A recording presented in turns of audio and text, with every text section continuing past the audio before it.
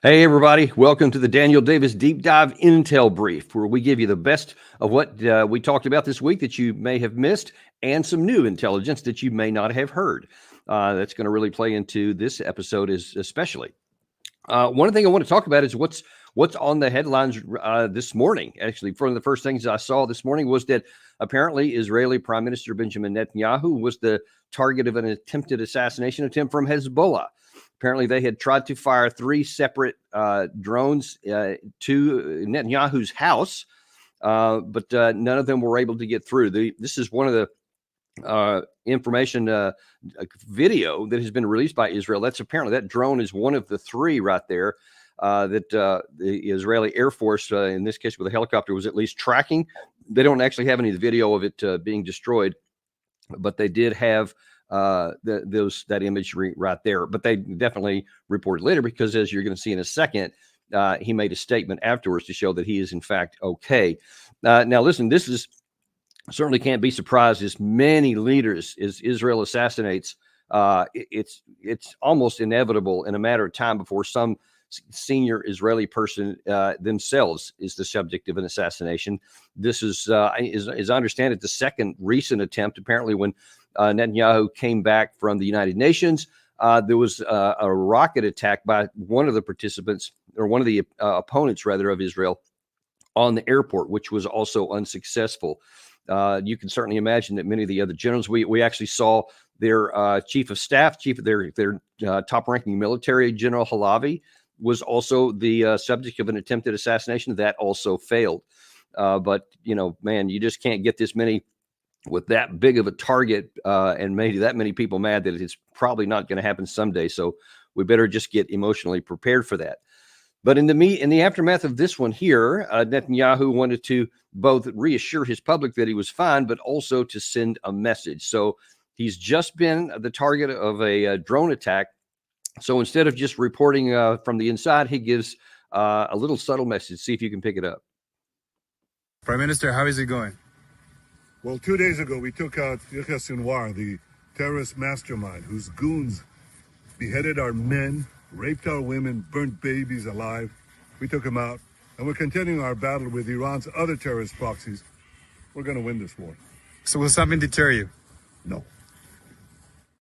So, no, he's not been deterred. He makes that statement, and of course, he does it outside where a drone just came, and he's like, yeah, I'm not afraid of that, etc. Ironically, that's taking a page out of the Iranian playbook, because after Hassan Nasrallah was assassinated by Israel in Lebanon, the following Friday, the Iranian leadership came above ground. All of them assembled in one place where they gave that Friday prayer you may remember we mentioned here. So they're kind of doing the same thing. And you see Sinwar, who was also assassinated here a couple of days ago, or yesterday, I guess it was. He also was not hiding in a tunnel. He was actually up fighting. So there's a lot of bravado going on both cases, or on both sides of this, which is not really a good sign if you have any hopes that these wars can get to an end, because everybody's just doubling down on their side and increasing their willingness to resist, and continuing to hit these emphatic points to their people, sending signals to the other side, and of course in the middle, all these people in Israel, Lebanon, Gaza, the West Bank, and potentially Iran. Keep paying with their lives. And that's one of the reasons we certainly want this to be over quickly. Moving on to the next topic here. One of the biggest things we had this week was a very, very unique interview that very few people in the West even have access to. And as we said before, Aidan Minnis, who is a former UK citizen, he's now no longer a UK citizen, went to fight for the Russian side, which was very unusual because a significant number of British subjects have actually gone to fight on the Ukraine side. And the fact that he went to the air to the Russian side was noteworthy, and we wanted to find out a little bit why. Now, the Daniel Davis Deep Dive here, one of our hallmarks is that we give all sides of a story, and you get to make up your mind about what you think about it, as opposed to an echo chamber where people are prevented from hearing anything other than their favored position. So we had Aidan on to talk about his experiences fighting with the Russian side. And one of the most interesting things is the reasons why he observes that the Russians fight. It is more than just Russia versus Ukraine. It is the West clearly want to contain Russia. And I believe that it's because they see the rise of Russia and China, and that will give birth to a multipolar world instead of a unipolar world where America run roughshod all over the globe. So, yeah, it does cause anger. And I have noticed an increase in that anger amongst soldiers because, when you're going into battle and your comrades are getting killed with Western weapons by Western mercenaries, and they're seeing German tanks with iron crosses on. I mean, that bothers people, because of recent history. Yeah, see, and so from the Russian side, World War II is recent history because they can go back centuries into major battles. And as I tried to convey here to a Western audience, unlike the United States, we've never been invaded by anybody. In fact, the last time that foreign troops caused any combat damage on American soil was the War of 1812. I think it was by the British when they sacked the White House and burned it and all that.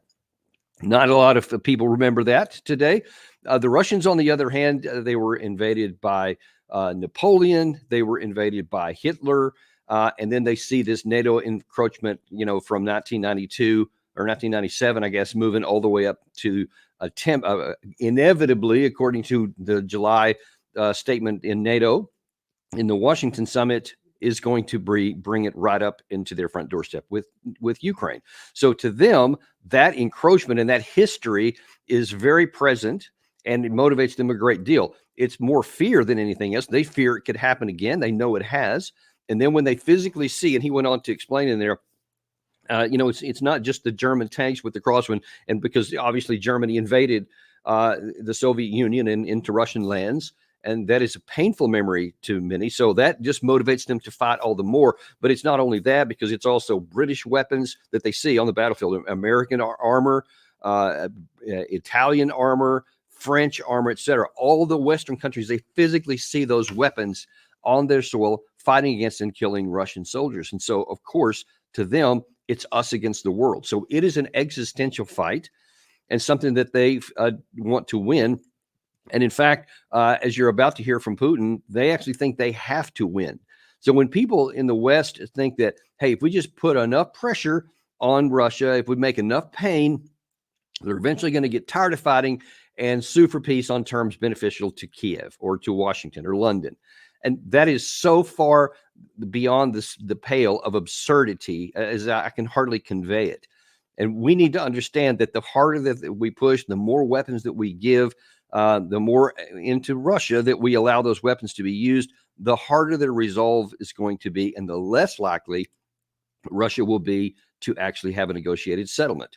And in fact, speaking of that, it's ironic because some of the things that Aidan said in our interview were echoed, unbeknownst to us, by Putin almost at the same time, on the same day, where he contrasted. First of all, Putin was answering the question that there's been lots of reports out that there's been lots of Russian casualties, and he made a contrast, Putin did, between the casualties that the Ukraine side is suffering and what he's suffering.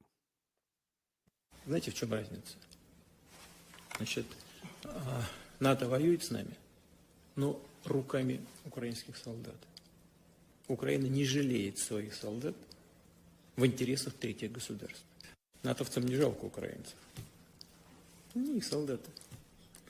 Они обслуживают интересы США. В этом смысле им тоже не жалко. But actually, that was also echoed in what Aidan told us, is that the Russians are very careful with with the way they use their troops in action. They don't have those so-called meat wave tactics that we keep hearing so much about. And again, this is a guy from the front lines, not just somebody in the rear area. So if there were meat wave tactics, he would certainly have seen it, because he's been fighting for quite a while in one of the hotter areas in the Kupiansk area, where he has been fighting in his regimental motorized rifle regiment. Where we have on the other side, though, the Ukraine side, they don't do meat wave tactics, but they continue just to keep their forces in places like the Kursk salient, for example, like Bakhmut in the past, like Solidovo in the present, like Vuhledar in the recent the recent past, I'm sorry, where they just won't do what's militarily feasible and withdraw to other lines. They continue to keep them there even when the battle is lost, and all they do is increase their losses even more and still lose the territory. Whereas the Russian side leads with power. We've talked about this a lot before, and Aiden confirmed that that's his experience as well. Russia will lead with power. They'll do heavy artillery strikes. They'll do lots of drone strikes. They'll do these FAB bomb aerial attacks, etc. Then they'll pulverize an area, and only then do they move in with the storm battalions. And if they receive too much pressure and too much resistance, they'll withdraw, pull back, come in with another round of firepower, and then bring it back in there. So they're trying to minimize their casualties, but as Aiden admitted and several others have credibly put, the Russian casualties are not small. They are significant and they are painful.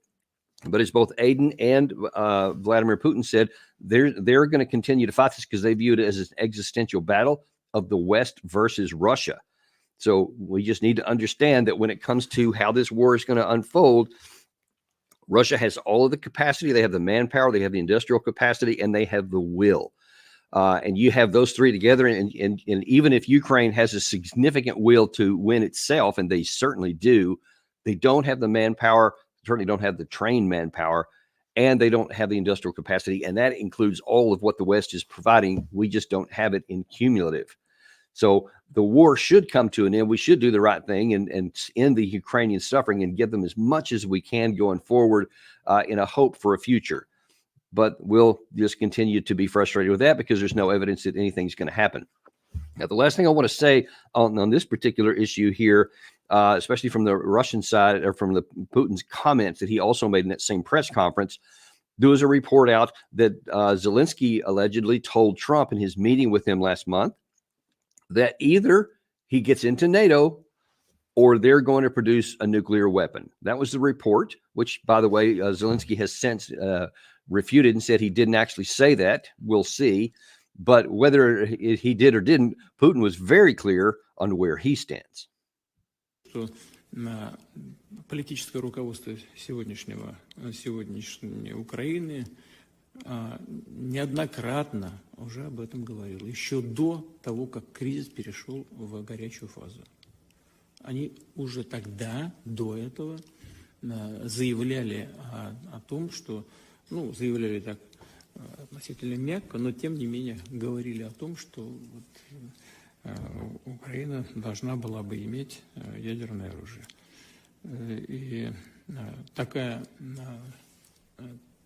угроза будет соответствующую реакцию вызывать у Российской Федерации. Могу сразу сказать, Россия этого не допустит ни при каких обстоятельствах. I don't know whether Zelensky actually thinks that saying he's going to go after nuclear weapons will deter Russia. I think that would be an absolute fatal mistake because it's very clear that Russia's nuclear stockpile, which dwarfs ours, the second they see that, they would certainly take some kind of action. I think you would probably see tactical nuclear weapons used. You see how adamant the United States is to make sure that Iran doesn't get a nuclear weapon, and we keep claiming we'll use whatever force is necessary to prevent that from happening. Just imagine if it was not something across the ocean in the Middle East, but something on your literal doorstep, how much more emphatic Russia, the biggest world's nuclear power, would act to stop that. So let's hope that was either an inaccurate report from Zelensky or that he will be quickly talked out of it, because that would be catastrophic. Now, speaking of Zelensky, he also this past week unveiled his victory plan at his parliament, where he talked about what his victory plan would do. And the first thing is, he said he wants to be in NATO right now. And the second thing is, he said, we need to take the fight to Russia. More than just the Kursk, we need to just take it to Russia once we get NATO, which Larry Johnson came on the show to talk about. And, well, he had a very unique take on it. Захищати наші позиції на полі бою в Україні і водночас обов'язково повертати війну на територію Росії. All we want to do is enter NATO and invade Russia.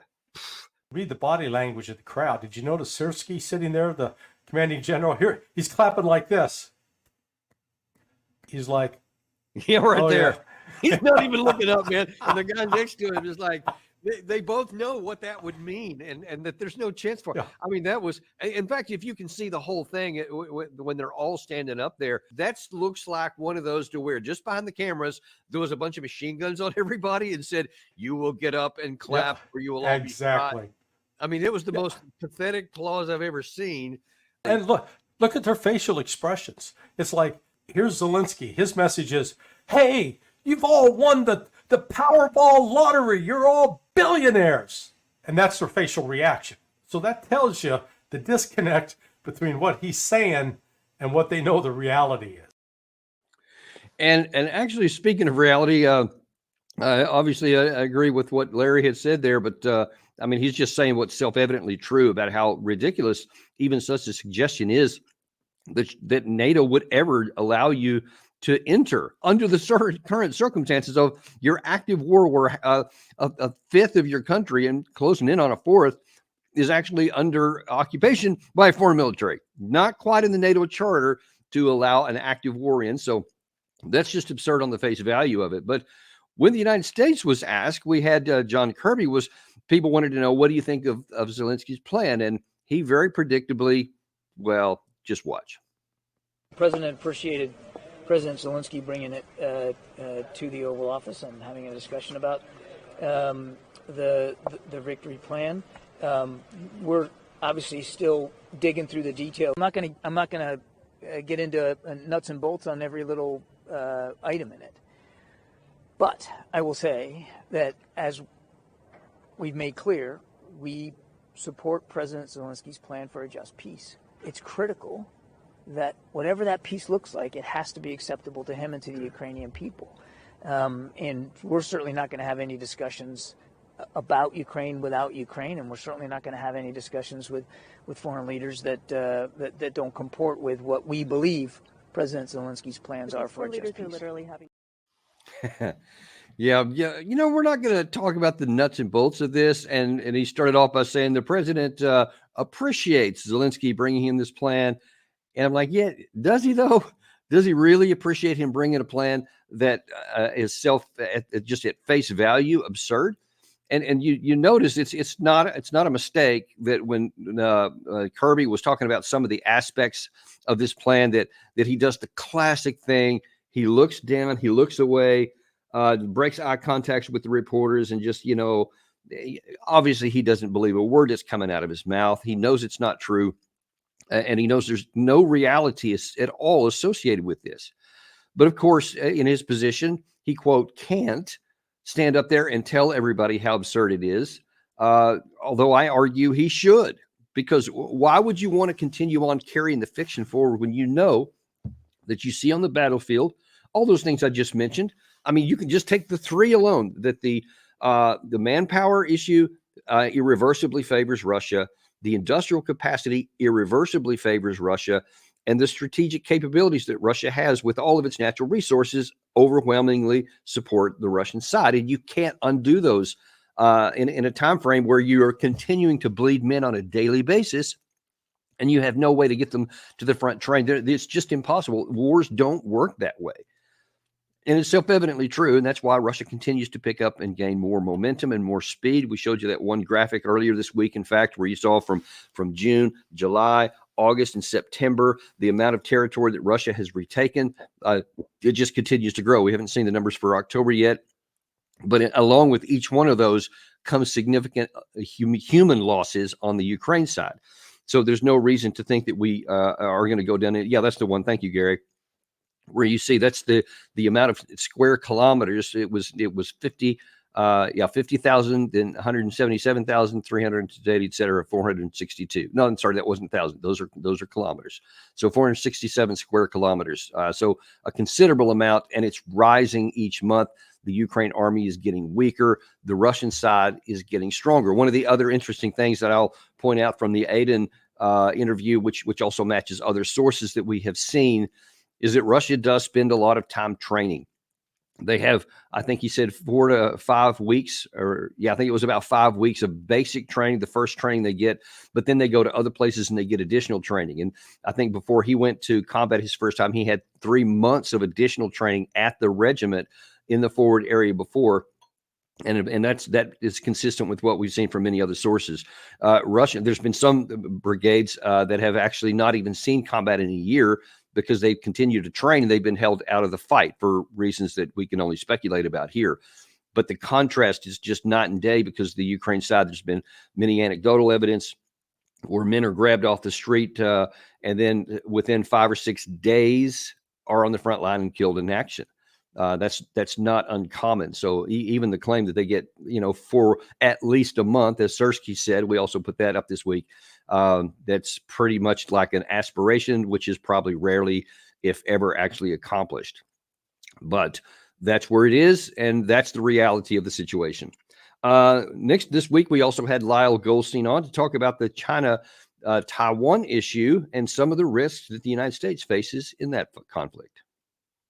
The president's new speech, the so-called 10-10 speech, where he gave a conversation about how he views the world. Most of it was based on domestic issues that had to do with domestic politics, but there was some issues on the cross-strait relations. And in that, at least according to Western views, it was a kind of a measured situation. It wasn't a poking a stick in China's eye. But anytime you even use the word independent in any way associated with Taiwan, it's going to make China unhappy. How did China view that 10-10 speech?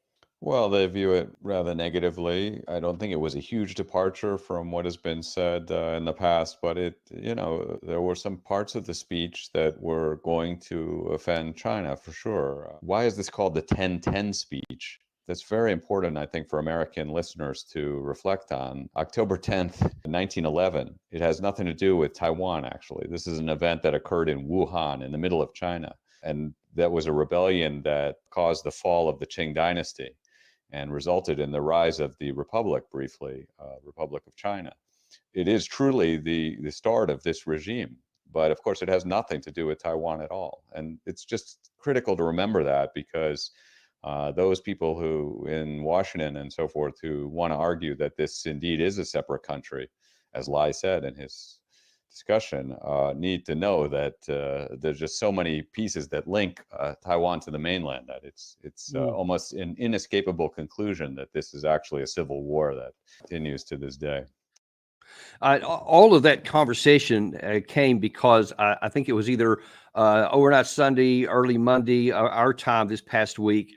There had been a response from the Chinese side in their biggest operation exercise to date, where they included 125 combat aircraft of various types operating in and around the Taiwan airspace. They also had a number of ships where they basically rehearsed a blockade where they completely surrounded the island. And listen, I think it's so important to really to understand what is at stake here and what is going on, because America should do everything that in our power, primarily through diplomatic means, to lower the tensions and to prevent conflict from spilling out anywhere. Now, one of the things that Lyle said there at the end of that clip is really, really important for Americans to understand, and almost nobody does, is that this issue between Taiwan and China is really the unresolved civil war that began, I think, as far back as the 1930s or so, and came to a quasi end in 1949 when the Communist Party drove the nationalists who had been in power off of the mainland, and then they took up positions there on Taiwan, and then the war continued on. But the technology and the capacity on the communist side at that time was insufficient to be able to mount a cross-strait invasion. It was a semi-hot war for quite a number of years after that, and then settled into kind of a Cold War of their own. And really, since that time, especially since the U.S. established a formal relations with China in 1972, had been in periods of just completely nondescript and not an issue at all. And then it flares up periodically. But in the last number of years, the United States has taken a lot more steps which the Chinese view as provocative. And that's what I want to talk about, because most of them are not useful to anything. We don't lower the temperature. We don't reduce the chances of conflict. We increase the chances of conflict at no gain. No gain for us, no gain for Taiwan. It just pokes a stick in the face of the Russians. And of course, that is with this increasingly routine now, high-ranking American dignitaries going over there. We're prohibited by our own documents that we signed back in 1972 and many since that time, that we would not recognize Taiwan as an independent country, and et cetera. Biden to this day will still say those words, but then when you see, like in the recent past, you had Nancy Pelosi, as she was the Speaker of the House, she made a big famous appearance there. You've also had Republican leaders, you've had generals going over there. Now then there's actually some American troops on some of the islands right opposite China that Taiwan still has possession of. There are American troops on the ground that are training people there. All these things just keep the tensions ratcheted up. It keeps giving Taiwan the belief that, hey, don't worry, because if there's ever any kind of fight between the United States and China, we'll be on your side. We'll come to fight. In fact, there's a movement of many in the United States at very influential levels that say we should get rid of that strategic ambiguity that we've been using since the 1972, which is maybe we will, maybe we won't come to the aid of Taiwan if there's a fight. We just kind of left it ambiguous of that. Well, now many people want to say, let's go to strategic clarity and let's just tell everybody, yeah, we'll fight for Taiwan if it comes to war. And listen, because this is a continuation of the Civil War, which I assure you the Chinese side is very familiar with and believes quite vividly, they will never, ever allow a situation to where that side splits off and gives an American a foot on the Taiwanese island. Now, there are many in the United States that say, well, we can't let China conquer it because then they'll have an unsinkable aircraft carrier projecting out into the South China Seas and toward the Pacific. Well, from the Chinese side, they say we will never allow a situation where the Americans actually have a military foothold right across from our border. And so it is far, far more important and emotional of an issue for China than it ever has or ever will be for the United States.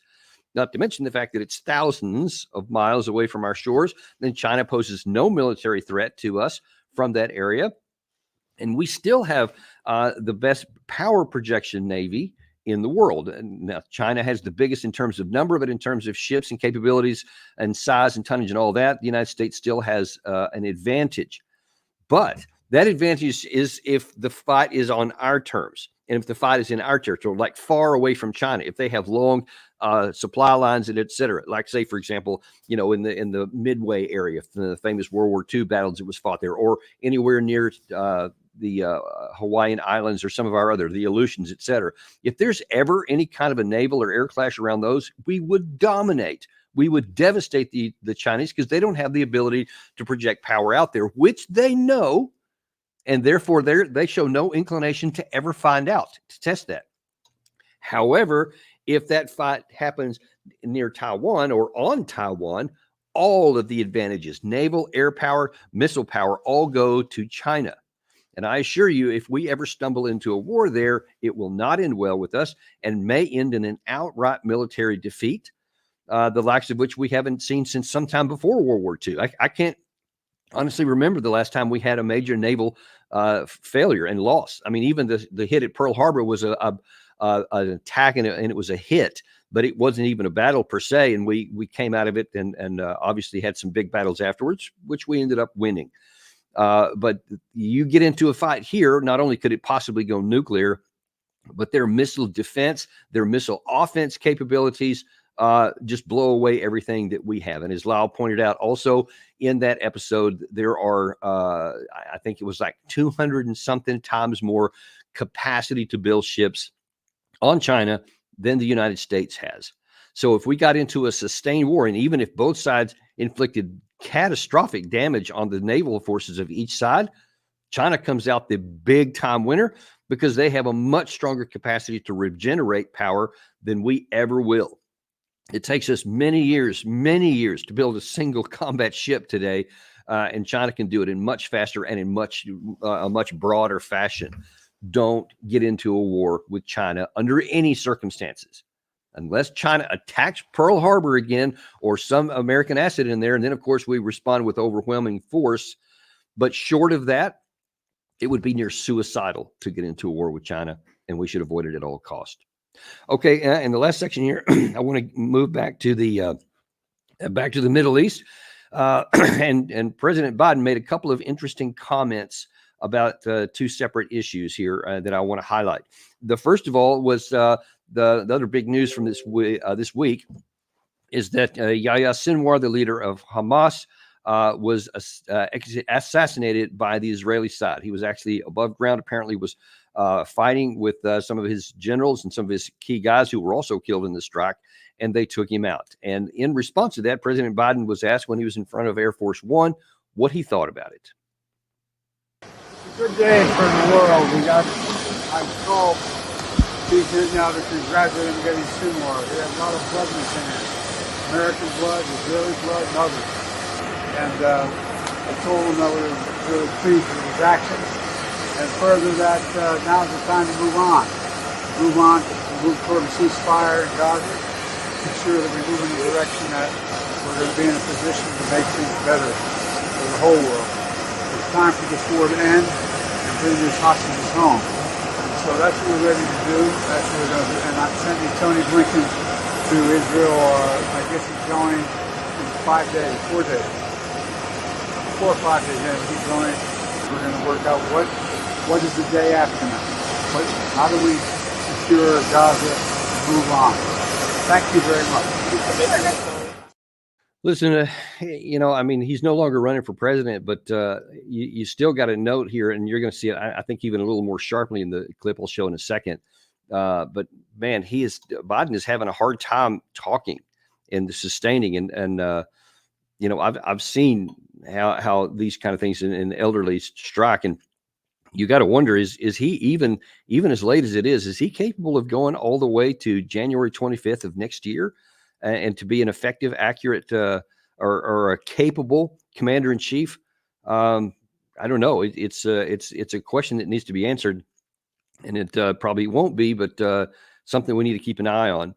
But let's look at the substance of what he said there. So again, it's just pie in the sky stuff. I mean, not difference in term and tone and context that the Kirby comment was regarding the victory plan for Ukraine that I showed you earlier. Here he's like, it's the next day after. It's great that he had a lot of blood on his hands, Yahya Sinwar. So just on that surface alone, because he was the mastermind behind all the civilian people who were killed in Israel and the terrorist attack and a bunch of stuff before that. So he richly deserved his fate. But you got to look in the context. What is that going to do for the war? And you hear Biden talking about it's the day after. We need to get the war over with. We need a ceasefire and all that. But if you heard Benjamin Netanyahu after that, he was talking that there's not going to be anything changed. In fact, he said the wars can continue on. In fact, what he did say was the only way the war could end is if now all of Hamas, quote, laid down their weapons and surrendered. So if there is a complete abject collapse of all resistance, then the war could come to an end, according to Netanyahu. So there's really no value in sending the Secretary of State Blinken to the area in 4 or 5 days, as he mentioned there, because the Israeli side has no interest in ending the war at all. They want to continue to have a military victory and a military success. But that's not how it works. When you have a people that has been oppressed as long and many decades as the Palestinian people have, the level here in this has been sustained against them is off the charts. It's as high as it's ever been, literally the highest it's been at any point since the 1948 Nakba that started this whole thing. But they're used to suffering like this a long time, and they are fighting this resistance. And the idea that they're going to give up and quit now because the leader just shows that the United States has no understanding of how these organizations even work or how this specific one is working, because it is at its heart and core a resistance movement. There will be no shortage of other people that can stand up. And just like what apparently happened when Hezbollah leader Nasrallah was killed, apparently the next guy in line was also identified and killed, and apparently the third guy was identified and killed. Now then they're on the fourth one, but there's no shortage. There will be people keep fighting, and the Hezbollah fighters have continued to fight without that head. The idea that you can take out the head, the head of the snake, and the snake will die, it's never worked that way. People keep saying it. It's really puzzling to me how so many allegedly intelligent people can keep saying, cut the head of the snake off and then the rest will die, and it never happens. It never happens. Didn't happen with Al Qaeda. How many of their leaders did we take out? Didn't happen with Al Qaeda in Iraq. When we took out Zarqawi 2005, all it did was lead to the rise of al-Baghdadi and ISIS and that formation, which was much more virulent and much more powerful than Al Qaeda in Iraq. Then we took out al-Baghdadi. They got a new leader that went on. The thing spread into other parts of the Middle East and even into Afghanistan, etc. They took out Nasrallah. That didn't do anything. They've taken out Sinwar. You see the pattern. This just continues on and on of something that's been tried forever. And the snake, so-called, doesn't die because the snake is built not to depend on the head. It's not just I think Rajan Menon said the other day, it's not like a cult is led by one charismatic figure that if you take the charismatic figure out, the whole thing collapses. This is actually built on a people-wide resistance movement to this harsh and bitter treatment. Moreover, Biden's talking about let's get to a ceasefire so that we can bring peace to the Palestinian people. But folks, you see the images that Gary shows every time we talk about this topic here. The level of destruction in the Gaza Strip continues to this day. Every single day, there is more and more structures just turned into rubble. There's nowhere for these people to live. There's a new report out from Brown University that cites a letter. Actually, you know what? I may have this one on here. I think I have it on my screen here. Let me pull this up because it's really, really important. Let's see. This one here's the one I'm looking for. This is a letter that was sent. I want to say it was October the 2nd. You didn't hear much about this, so this has been over 2 weeks ago. Now, this is an open letter from, I think it was 99. There we go. Yeah. 99 American physicians and surgeons practitioners. And we go on to find out throughout this letter, and this is what was referred to in the Brown University piece that I was looking for. Let me bring that one up here because it's very important also. And that is that there were allegedly, let me bring it up here. According to the report on October 2nd, letter to the President Biden, 62,000 people in Gaza have so far died of starvation. Now, when you have that level of destruction that Gary has shown in that much just catastrophic detail on the human population, I mean, you can see this. You can see it's not surprising that you have this kind of starvation going on. It's not getting any coverage at all in the Western press. There has been some Western press talking about the fact that there hasn't been any food aid getting into the Gaza Strip in the northern part since October 1st. So obviously these situations continue to get worse and worse. In that letter, I read part of it, the one that was sent to the president. It detailed from these people the just heartbreaking situation where mothers they are malnourished themselves and they've given births to healthy babies, but then because they don't have the capacity to generate their own mother's milk, and they certainly don't have anything else, any kind of formula or anything else to give them, very oftentimes what they have is the water is contaminated, and they say they see all of these children, babies, infants dying of starvation and malnutrition.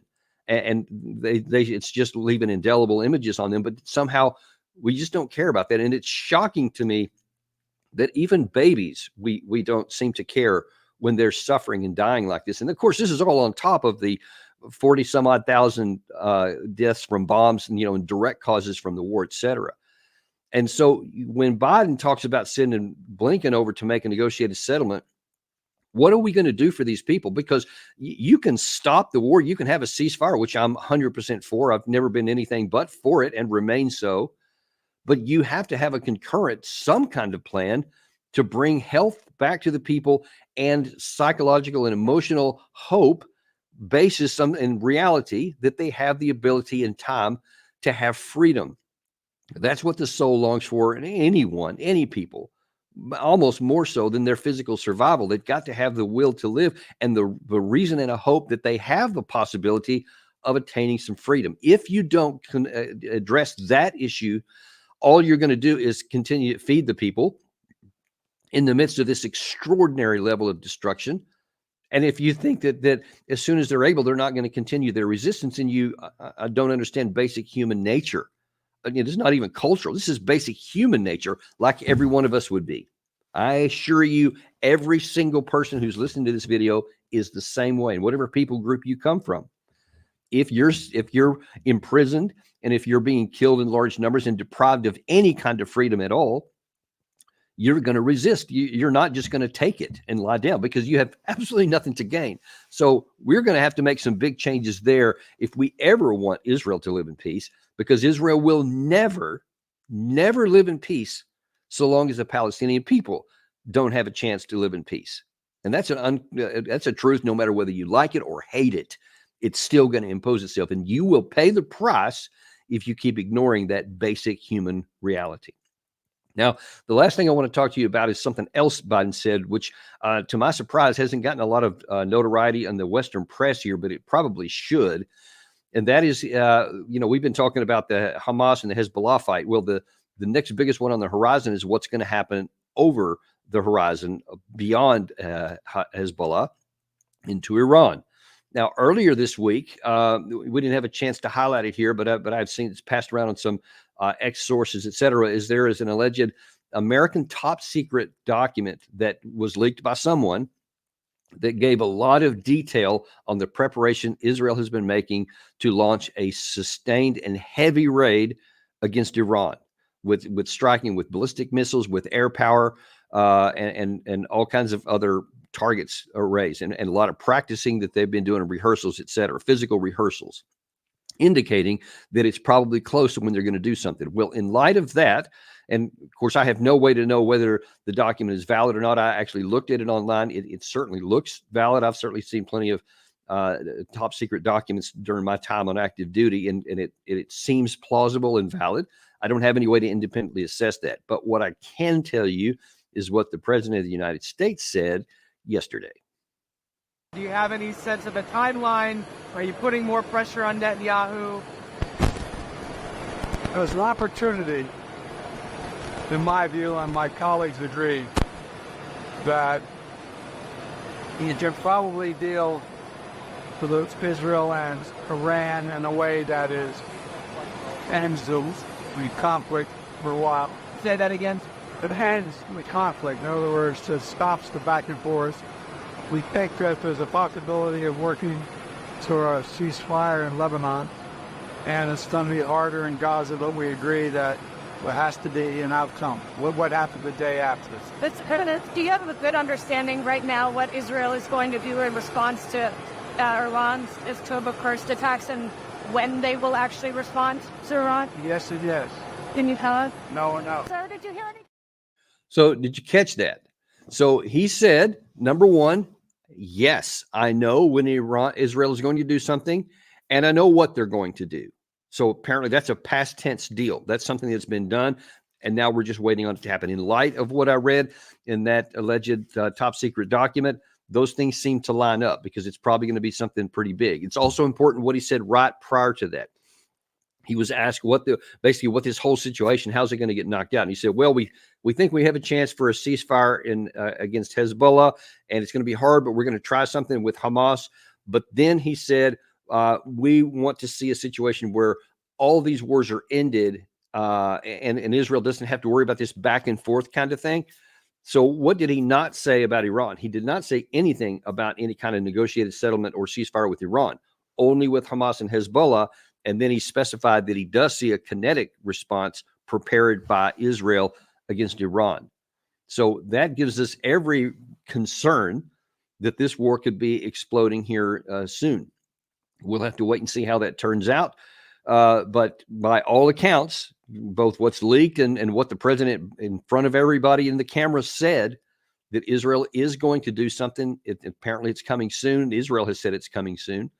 And that he knows what it is. And I can't imagine it's going to be any kind of pinprick situation like what happened after the April Iranian attack, because the Israeli leaders at nearly every level have continued to say over and over, it's going to be lethal and it's going to be painful and it's going to catch them by surprise at various other times. So that's something we're going to be watching out for, because that is moving in the exact opposite direction of any kind of settlement of any of these wars. I mean, just imagine if Iran is actually hit, what possible reason would either Hamas or Hezbollah or the Houthis, for that matter, have to have a negotiated settlement, Iran would do everything it could to basically put those things on fire and to hit Israel from as many directions as they could. So if we actually want any kind of negotiated settlement with those, then we have to do something to have a diplomatic outcome with Iran instead of the one that we appear to be heading towards. We'll continue to watch that for you like we do with all of these things. If anything breaks over the weekend, you can count on us bringing you updated what's happening and what the ramifications for that would be. And as always, we ask you to like and subscribe. Also to remind you, especially our new viewers, that we have podcasts. I know sometimes, like I say, the reason we do this Intel brief at the end of the week to show you what you missed is because I know everybody's busy and they don't have time to watch all the shows, but we have stuff that you need to know. So you can also get us on podcast, Apple Podcast, Spotify, Podcast Addict. Just type in Daniel Davis Deep Dive and you will find it, and you can carry us anywhere you go. Thank you very much for that, for watching today, and we'll look forward to seeing you next week on Daniel Davis Deep Dive.